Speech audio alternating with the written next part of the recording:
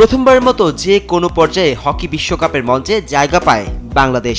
অনূর্ধ্ব 21 হকি বিশ্বকাপে খেলতে গিয়ে সব আলো একাই কেড়ে নেন বাংলাদেশের তরুণ হকি খেলোয়াড় আমিরুল ইসলাম। 4 ম্যাচে পেয়েছেন ম্যাচ সেরা পুরস্কার, 18 গোল করে হয়েছেন টুর্নামেন্টের সর্বোচ্চ গোলদাতা। যুব হকি বিশ্বকাপের ইতিহাসে কোনো আসরেই এত গোল করতে পারেনি কোনো খেলোয়াড়। বৈশ্বিক পর্যায়ে নেই বাংলাদেশের কারো এমন পারফরমেন্সও।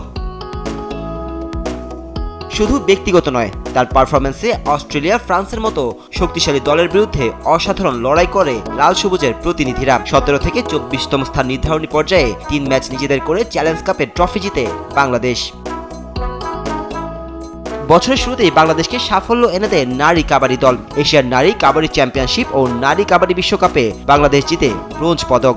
যুব এশিয়ান গেমসেও বালক ও বালিকা 2 বিভাগেই ব্রোঞ্জ নিজেদের করে বাংলাদেশ। রোজকার সাধারণ খাবার এখন হবে অসাধারণ। প্রাণ স্বাদের মশলা, স্বাদ বাড়ায়, ঘ্রাণ ছড়ায়।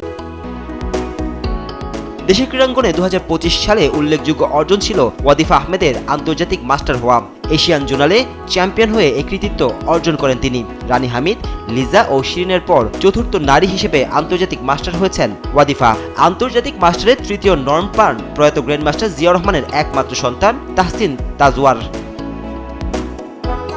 এত সব সাফল্যের গল্পের মাঝে রয়েছে কিছু বিতর্ক। আগের বছর দেশ সেরা 2 আর্চার রোমান সানা ও দিয়া সিদ্দিকীর মতো এবছর যুক্তরাষ্ট্রে পাড়ি জমান অ্যাথলেট জহির রায়হান। রদবদল আসে ফেডারেশনের কমিটিতে। এই রদবদলে অনেক প্রশ্ন ও বিতর্কের জন্ম দিয়েছে।